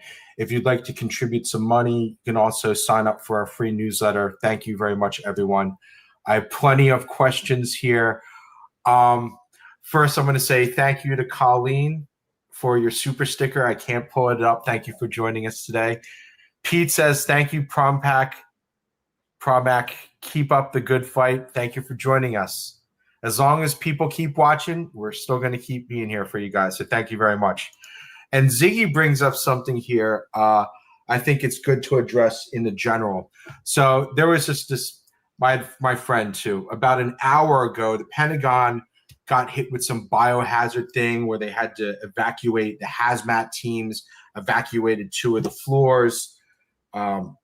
This comes after, say, they are reducing the amount of Christian faith in chaplains like Wika and Drew, just saying thank you for all you do. I think in my feeling about this kind of violence is that we're definitely in this mode of stochastic violence. I think that's a term that people have brought up. So I don't think it's necessarily due to any kind of connecto that you're trying to make. But Barbara and Mike, what are your thoughts on all this violence that continues to be aimed towards the president, the federal government, and Trump supporters as a whole? Because, yeah, we just have this thing about the president getting locked down and evacuated. Well, if you look at, I posted a video last week where Mark Warner was on national television saying that basically what was about to happen in terms of elections was that Trump was going to deploy the National Guard and ICE to polling places and shut down the elections. All right. This is the Democratic Party fever pitch, which is being put out there very deliberately, because nobody in Congress or nobody in the Democratic Party can claim ignorance when you look at the demographics of how many kids out there are on drugs for mental illness, how many kids out there are suffering from some form of mental illness. And they know that, all right? They know it when they're putting out this stuff. It's like throwing, as Justice Brandeis once said, yelling fire in a crowded theater. That's essentially what their entire game plan is. It is seditious. It is a seditious conspiracy. And you have to basically, we're at a point like Lincoln was during the Civil War. that your enemy has declared himself. You know that his overall intention is to overturn the republic. You know that people are putting out this rhetoric knowing that it's likely to spark another assassination attempt. You know that it's conditioning the population. You have to go after it hard, which the president is currently doing. But you have to go after it in such a way that the population solves the problem. The population finds that higher order in itself to actually shut this stuff down by exercising its right to citizenry. Otherwise, you go to civil war and the country, is essentially dismembered, which is the overall goal of the British Empire, has been, ever since the Civil War. So that's the kind of huge tension which exists everywhere in our political dynamic. And it really requires cool heads. It really requires a constant focus on the overall place we want to take the nation. And it requires not reacting to every single thing that the enemy throws at us, because it's a program designed on provoking you to react and go down rabbit holes into total impotence, rather than saying, okay, I heard what you guys just said. Now I'm going to go organize 10, 15, 20 people to vote in the midterms for whoever it is that Trump endorses. That's the answer. It takes work. Your emotions have to be kind of held in check. You have to learn how to tell people what the president is actually doing versus what they've been led to believe by the enemy media, which is really what it is. And that's why we're here. That's what we're doing. That's our whole strategy. That's what we're about. So that's how I basically counsel people to respond to each one of these various provocations. And, Trump obviously has people he trusts within the intelligence community. Is it solid? No. Is it still fighting him at every single, place? People keep saying, how come nobody's in cuffs? Well, hey, look at the judiciary. Look at what they're facing. Look at where they have to go. They can't do it in Washington, D.C. They can't do it in the Eastern District of Virginia. They had to take the big conspiracy case even down to Florida. Then they had a bunch of law school graduates who are all not schooled in the Constitution. They're schooled in insurrection. That's what our law schools currently teach people as lawyers to do, with no morality at all attached to it. So I think you got to just have a sense of the overall scope of the battle, and you've got to make a resolution in yourself that you can do something very real to change the country, rather than endlessly going down rabbit holes on YouTube trying to or on X trying to learn about who the big conspiracy is. It's pretty clear who it is. Now we just got to defeat them once and for all.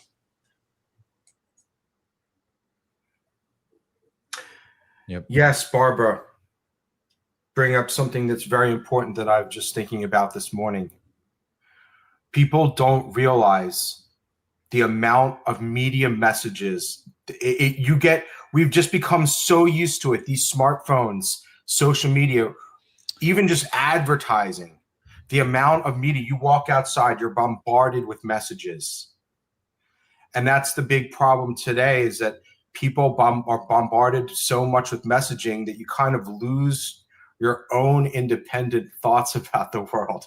And everything gets influenced by all this messaging that's getting sent in your direction. And the most creative people are the ones that are still able to hold on to their own independent creativity, despite all this messaging being pushed into their eyeballs and their ears every single day. So yes, I agree. I think that's probably the greatest issue facing our time, is being able to develop thoughts independently of all this media that's just being shoved down your throat. Mike, any thoughts? Yeah, no, you guys both said it. We have to assert control over the battlefield, and that's having our agenda, not reacting to theirs, not flinching at every threat, and threat of violence that they make. They clearly want to take this. The whole culture has become increasingly violent under this regime for a reason. For a reason. They don't want peace. No. You know, and actually, let's actually just take these questions right now. So the ones that say why isn't this person, why isn't this thing being dealt with or in handcuffs? So thank you Ziggy for sending in the question. Let me take off the banner. Okay, so these few questions here. When will Obama be dealt with? So thank you, Bort. Gina says, while I don't expect anyone to actually know this, when will the public see quote unquote heads roll? Thank you, Gina, for your question. Steiny says, why hasn't there been any criminal charges brought against those responsible for Russiagate? And Eugenio, why aren't George Soros and his son Alexander Soros in prison for treason and crimes against humanity yet?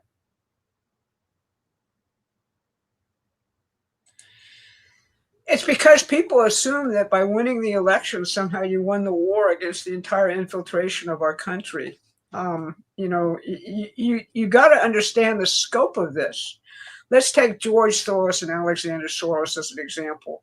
They were, up until Trump 2, completely integrated with the intelligence community.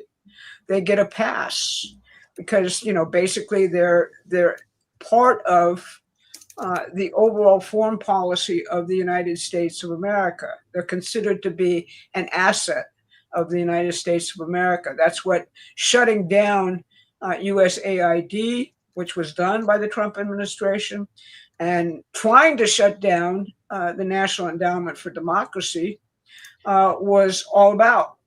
You have to shut down the apparatus first, and then you can begin to distinguish what's outside the purview of a defense which they would raise, which I did this on behalf of the country, specific to presidential orders, which are immune from prosecution. That's part of the overall problem which a prosecution is facing at this point. There's another problem, which I've thought about a lot this week. Traditionally, you don't defeat any insurrection through the courts. That's just not really, the example I like to use from history is it wasn't clear that Adolf Hitler would actually take power in Germany. In fact, if you looked at the actual political alignment on the streets, the SPD and the KPD, the communists, actually outnumbered the Nazis by orders of magnitude. But what did the SPD do to actually try and stop Hitler from taking power? Did they mobilize a vote? Did they actually, you know, show people what was up? Did they do all of those things which we're doing now? No. They went into court and asked for an injunction against Adolf Hitler, which is probably the most bizarre misuse of legal procedure in all of human history. The population has to do this. You have to do this, depending on no one else really except your own self and understanding the Constitution and what the limits of this stuff are. With that said, there is a case proceeding in the Southern District of Florida. What we know about it is that, you know, the U.S. Attorney's Office is doing it.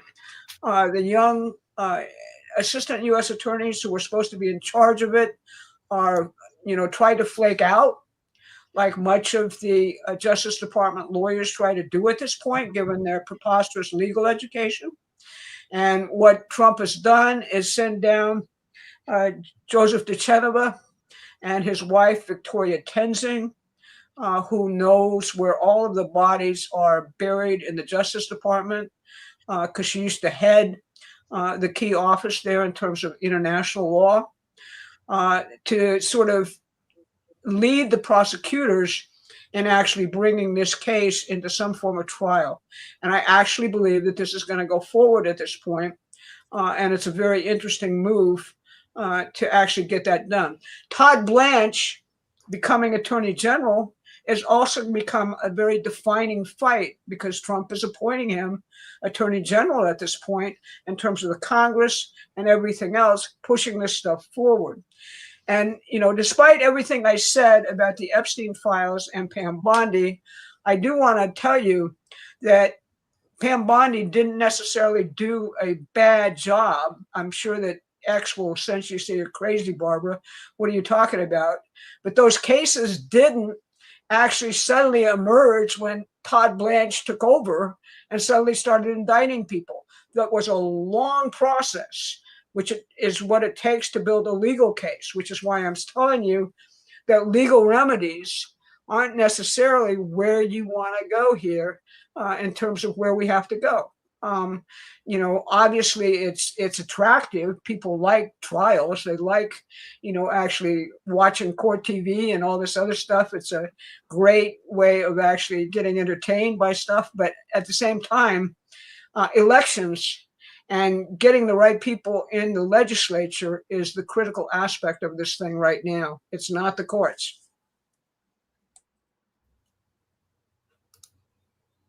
Mike, your thoughts? That's it, man. Political power. There's no replacement. Barbara said it.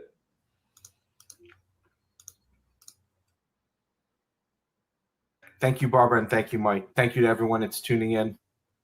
Plenty more questions to go here. Let's see. Where should we take this one next?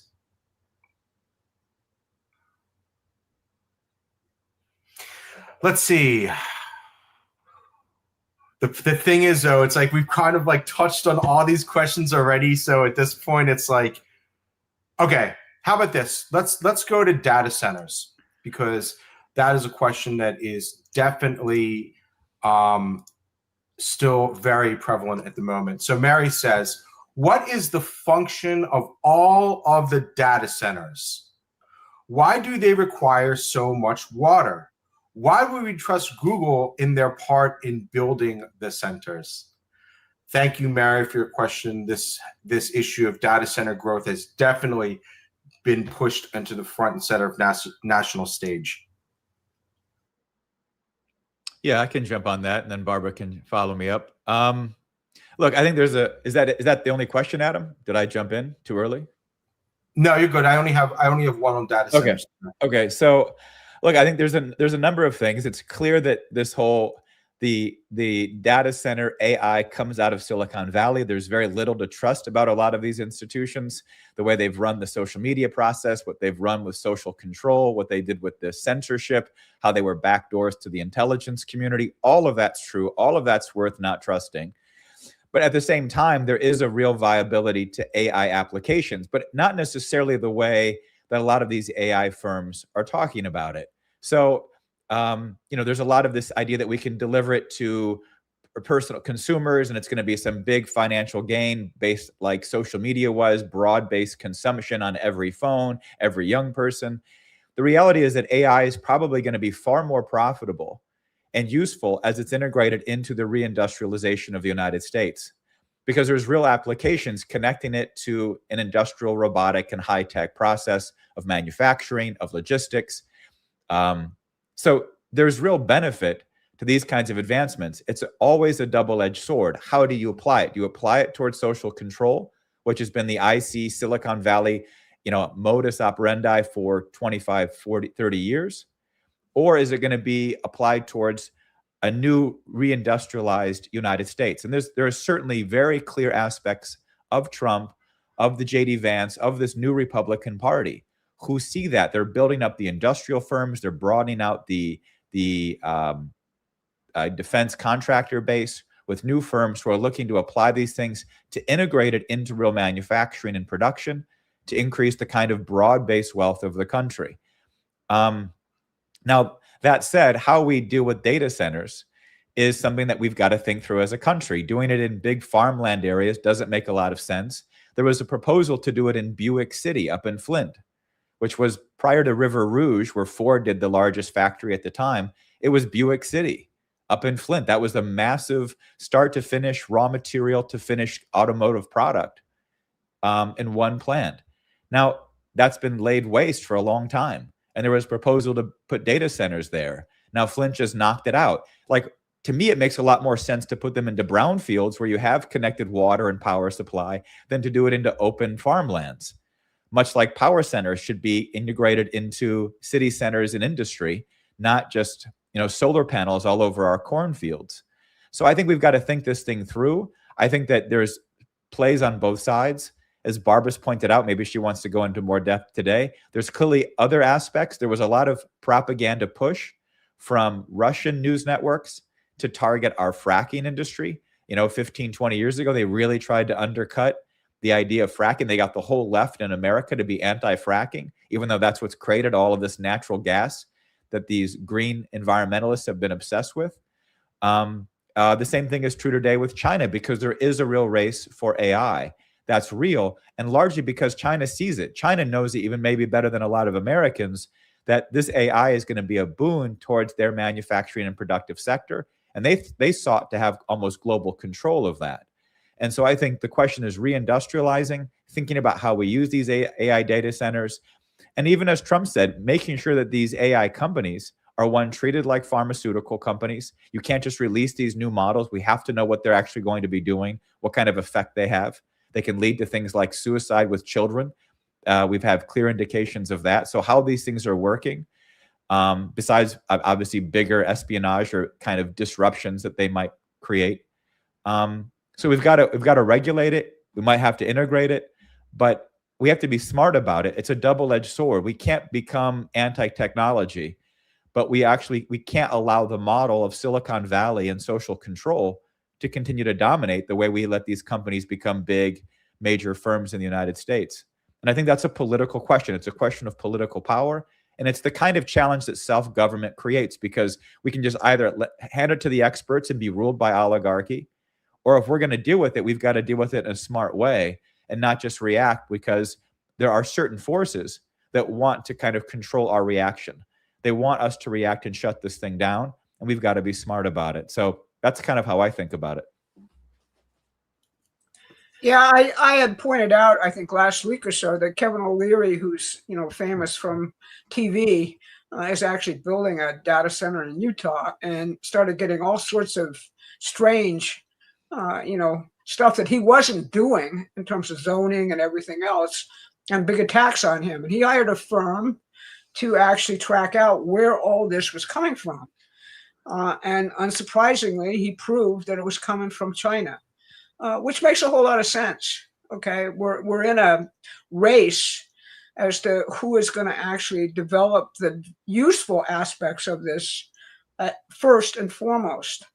And data centers are a requirement of that. That said, you've got to take into account environment. You shouldn't be building it on, farmland, which should be in agriculture at this point, and is a really big deal out there, because, we have problems with our farmers which have nothing to do with AI.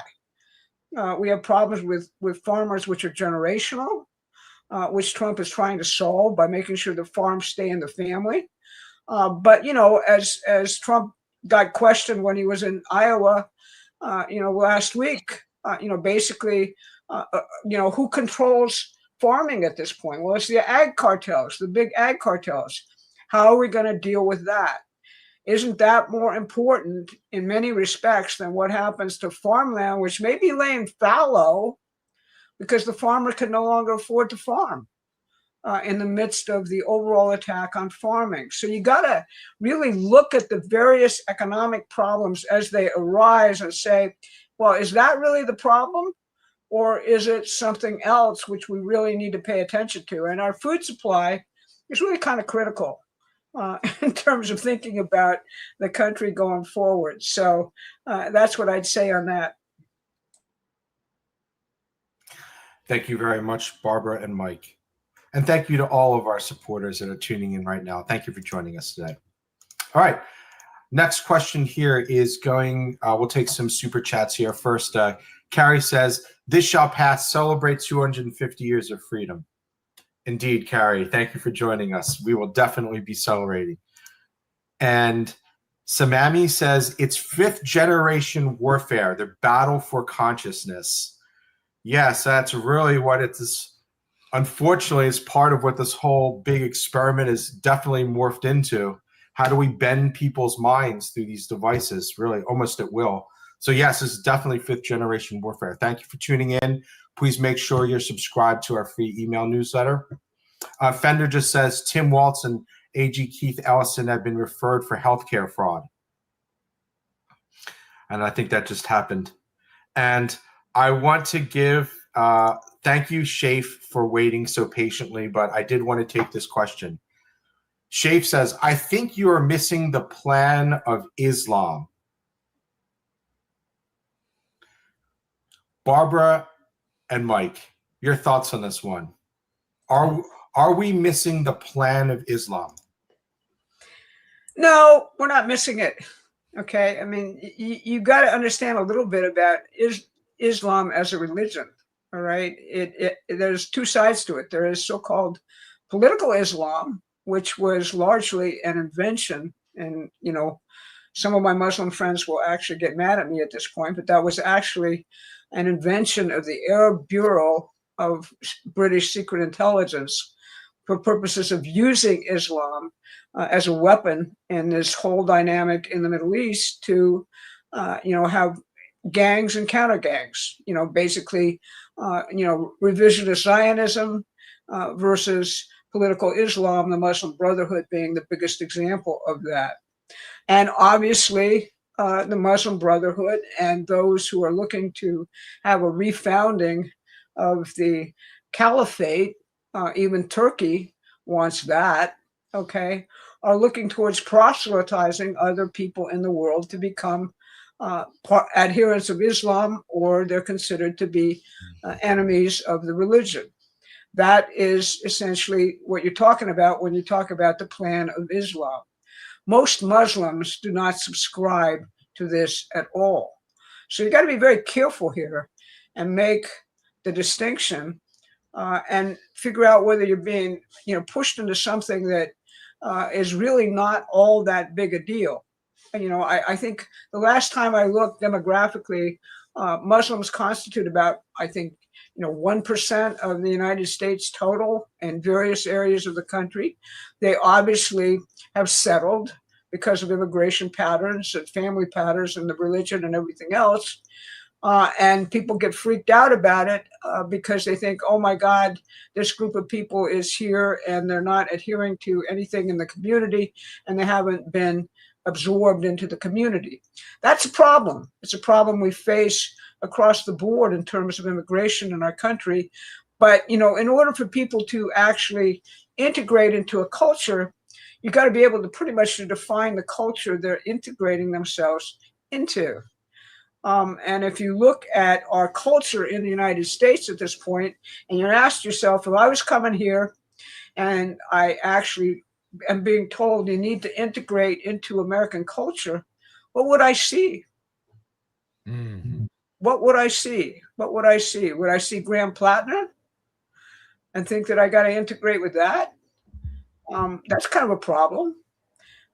So, you know, it's not as simple as the plan, which everybody is kind of attached to at this point of, oh my God, they're going to come here and essentially take us all over. It is a source of tension in various communities in the United States around this question of, you know, becoming an American and identifying being an American as your essential identity. But in order for people to do that, we've got to do a much better job of actually defining what citizenship in the United States actually means. So that's how to answer your question. Thank you very much, Barbara. Thank you, Shafe, for sending in your question.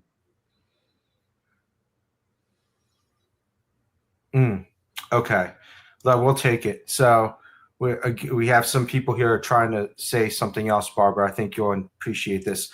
Hi, Promethean. Have you bothered to look up for 2 seconds on Wikipedia Google the fact that Scott Besant is a decades-long close friend and confidant of King Charles? The guy is a mole.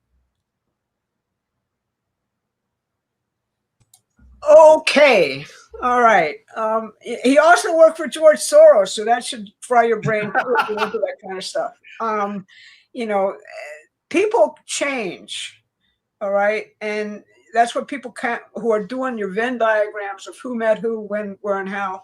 Donald Trump describes himself as a close friend of King Charles. What does that mean? It means that socially in certain circles, people networked with each other over a period of time because being in those circles defined whether you were successful or not in a certain period of your life. Point blank. That's what it's all about. I mean, in Washington, D.C., there's a very famous book written about called This Town, where, you know, a reporter who lived in D.C. his whole life described what went on at Tim Russert's funeral. Tim Russert, for people who don't know, was a big muckety-muck in NBC News that basically ran it forever. And at a funeral, everybody had their phones out and were actually networking at the funeral with various other people instead of paying any bit of attention at all to the fact that Tim Russert, who was supposedly the godfather of the DC elite, had just died. All right. This is a culture, all right, which Donald Trump is doing everything in his power to eradicate. And I actually believe that when you're looking at this, you have to answer the question as President of the United States, how do I proceed forward with my plan for a complete revolution in the economy without Wall Street and the City of London being able to shoot at me and collapse the whole thing? So you got to get someone in who knows the mechanics of all of this, someone who knows how the Soros family operates, someone who knows how the Windsors actually operate. You don't go at it, you know, essentially blind. And Scott Bessent has proved himself to actually be doing that, to doing everything in his power to bring about Trump's policy of the American system of political economy and to do something brand new, which he didn't do at any point in his life, while telling Wall Street every single day, I see you. I see what you're trying to do. I see what you're saying. It's a lie. It's Main Street's time at this point. And we're going to do everything in our power to bring Main Street back. You guys can continue to do what you're doing over there. We're not going to come in and destroy you, but we're going to completely support Main Street and the working man and woman in this country. And that's the policy. So that's the answer. Yes, I've looked it up on Wikipedia, which you should know is basically a complete enemy operation for the most part. Google, you know, AI is worthless when it comes to politics because they're Democrats running it. All right. So you got to think about this stuff as to who's running this information at this point and why. That's how I'd answer your question. Michael, any comment on this one? Oh, I mean, I think Scott Bessent and Howard Lutnick are complete and total insiders. And if you're the president of the United States and you're looking at Wall Street and the City of London and they're threatening a kind of a bond crisis, financial warfare, they tried it. They tried financial warfare like the week of Liberation Day. April 2nd, Trump launched it. They launched political warfare, bond rates, hedge funds. The whole thing went kind of wild. And Scott Bessent and Howard Lutnick told Trump exactly what they were doing. They knew exactly how they were thinking, and they could counter it totally. And the guys on Wall Street look at Bessent and Lutnick, and they go, they know exactly how we operate. They know what we've got, and they know what kind of tactics or antics we might pull. So this is real war. Trump has recruited some of the top insiders of the kind of globalist financial system to work on behalf of the American people. And let me just go back to the last question, because I think what people are missing, I mean, Islam has been radically altered by a lot of the foreign funding, British operations over the last 50 years. And what Trump's message to a lot of these Gulf kingdoms, the Saudis, the entire Islamic world is, in 2017, knock it off. We're not going to be funding ISIS and Al-Qaeda any longer, as we did under Obama. We're not going to be funding Hamas in this operation. You guys have got to change the orientation away from this caliphate. But the bigger question is, for too long, people in the United States and in Europe have taken Christian civilization for granted. There's not a clarity of what it is, what its principles are, how it manifests as a worldview, what we're committed to developing, what our role in the universe is. We don't have people might go to church.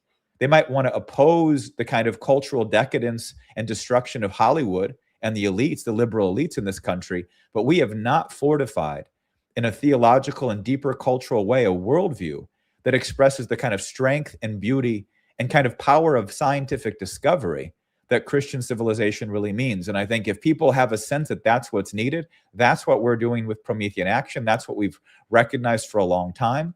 And we're developing it from the standpoint of how this kind of cultural outlook has got to be strengthened and made more conscious in the minds and hearts of the American people. And if we have that, as Barbara said, we're going to recruit a lot more of the people that are here towards a real sense of what our civilization is based on.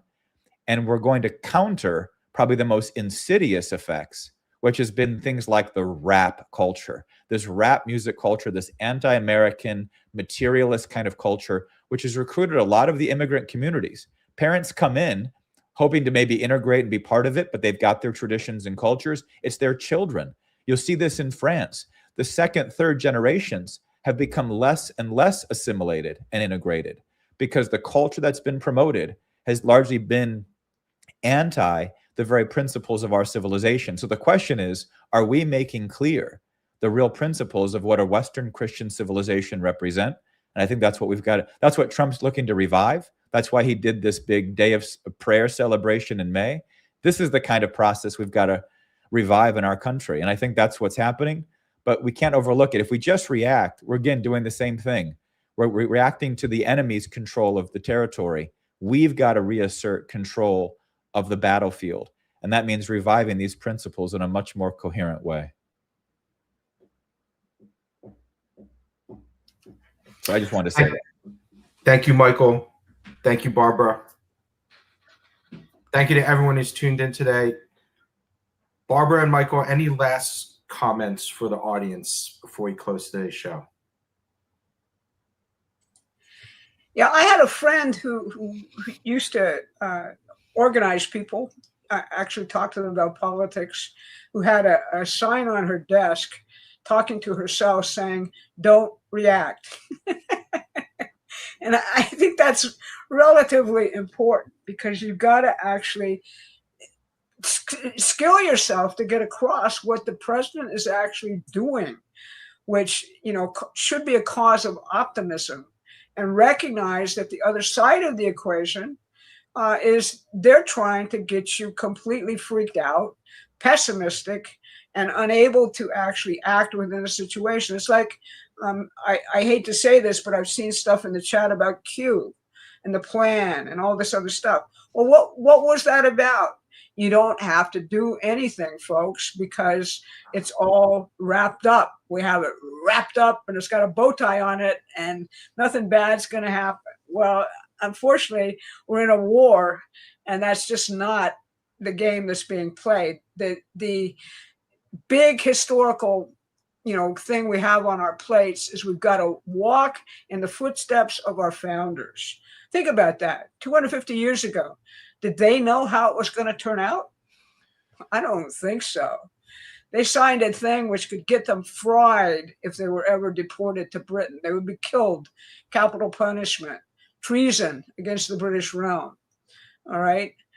That's what they put on the line. They educated themselves to actually outfox the British Empire. They won an enormous victory for humanity, but it required them making their minds the instrument of battle and making their emotions the instrument of battle. And that's really the big task we've got here. So that's how I'd end today's show.